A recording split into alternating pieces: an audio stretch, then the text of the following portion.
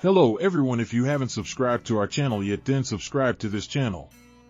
Mahatma Gandhi, draftsman of peaceful opposition and father of a country, Mohandas Karamchand Gandhi, known as Mahatma Gandhi, was a head of unmatched impact who assumed a critical part in India's battle for freedom from English pilgrim rule.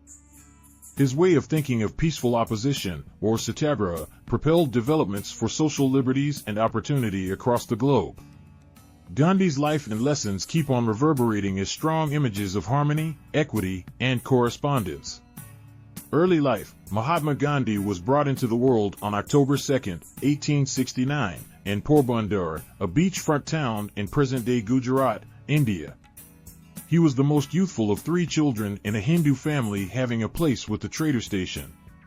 His dad, Karamchand Gandhi, was the main clergyman, Diwan, of Porbandar, and his mom, Pudlabai, was profoundly strict, imparting in him the upsides of sympathy, resilience, and peacefulness since early on.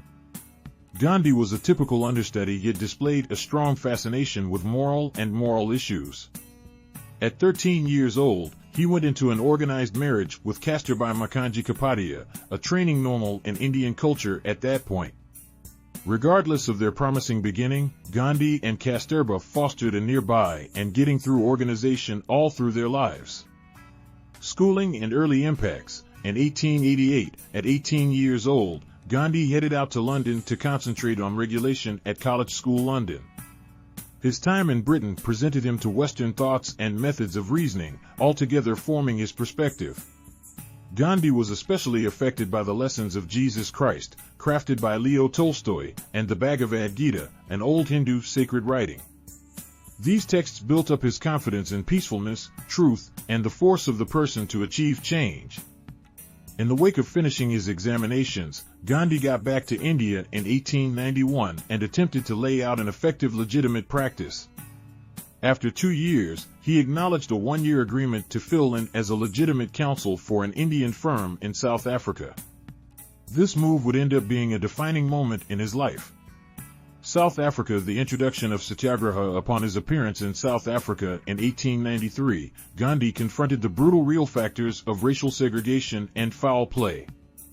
He encountered firsthand the bias and abuse looked by Indians under English frontier rule and the politically sanctioned racial segregation framework.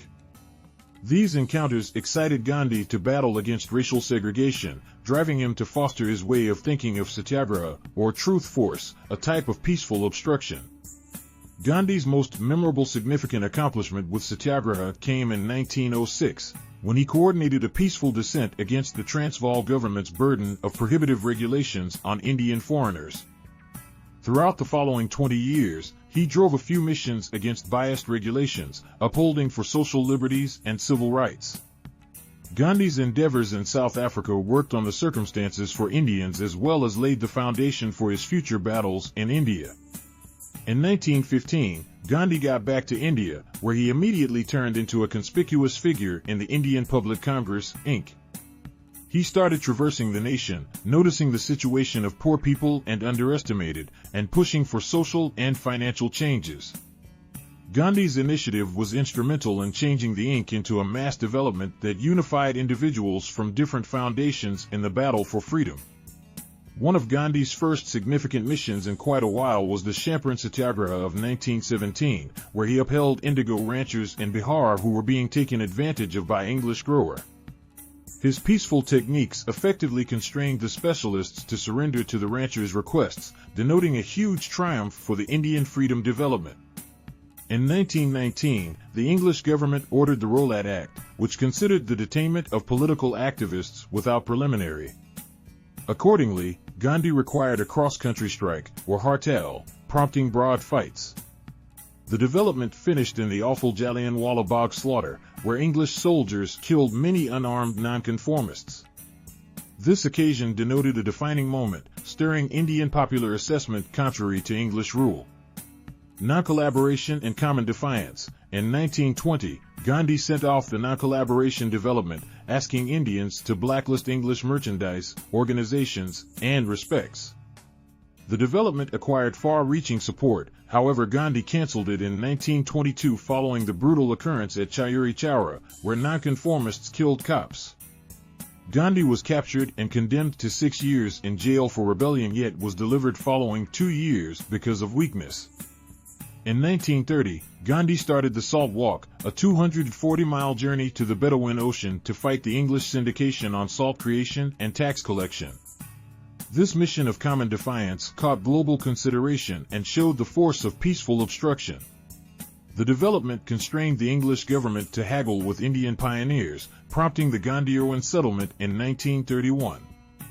During the Second Great War, Gandhi at first upheld the English conflict exertion, however requested freedom consequently. In 1942, he sent off the Quit India development, requiring a finish to English rule. The English government answered with mass captures, detaining Gandhi and different heads of the Inc. Notwithstanding the cruel crackdown, the development increased the interest for freedom, at last prompting discussions for a tranquil exchange of force. India accomplished autonomy on August 15, 1947, however the nation was apportioned into 2 separate states, India and Pakistan.